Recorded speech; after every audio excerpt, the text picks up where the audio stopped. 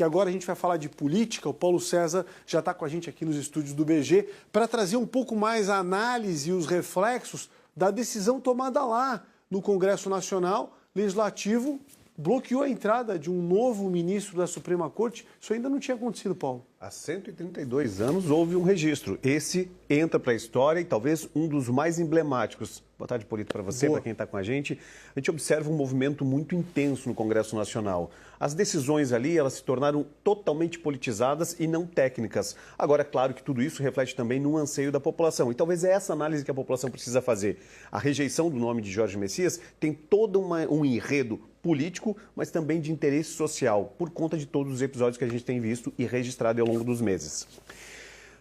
Diante da derrota do presidente Luiz Inácio Lula da Silva no Senado ontem, com a rejeição do nome indicado por ele, de Jorge Messias, e parece que é um problema só lá em Brasília, do Congresso Nacional, mas não, de fato reflete na vida dos brasileiros, porque as decisões do STF também impactam na vida de cada brasileiro, dos mais de 200 milhões de brasileiros. Agora, o que a gente tem que tirar de análise, de aprendizado nisso tudo, é que esse é o terceiro nome muito próximo do presidente Lula, indicado durante a gestão dele ao STF. E, naturalmente, as correntes políticas também recusaram por esse fator, porque dá uma força política para o presidente Lula dentro do STF. E, naturalmente, a gente observa também uma outra leitura que precisa ser muito bem analisada, que é do interesse da população na mudança comportamental, na escolha de ministros do STF, diante exatamente das identidades políticas ou alinhamentos políticos de cada um. Foi assim ao longo dos anos e aí agora começa uma mudança. O que os senadores fizeram ontem foi, na realidade, dar uma resposta à população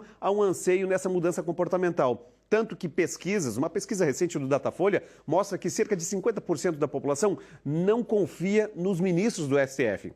Um percentual bem semelhante aponta que esse mesmo cenário diz que o STF é o principal órgão, a principal instituição para defender a Constituição Federal. Ou seja, a insatisfação, Polito, é com os ministros e não com a Corte como um todo. E aí, naturalmente, a gente vê que o Judiciário tem força. O que precisa é mudar esse conceito.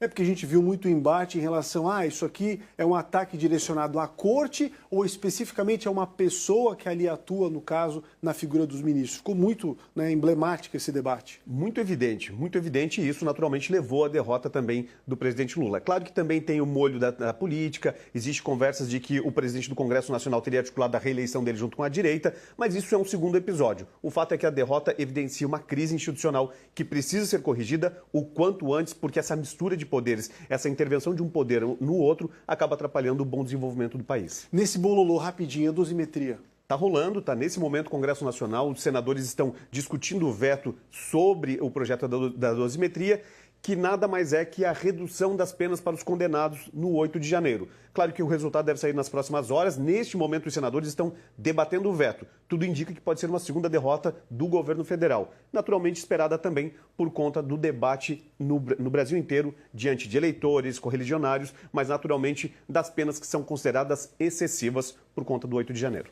No ano eleitoral é importante observar. É importante, a população tem que estar atenta, porque no fundo, quem muda e quem decide é o próprio brasileiro. Enquanto o brasileiro se permear pela paixão política, a gente vai ter muito prejuízo. O que tem que ter é sensatez. Paulo César da Luz com a gente ao vivo aqui no nosso Balanço Geral. Obrigado, Paulo. Bom trabalho. Obrigado.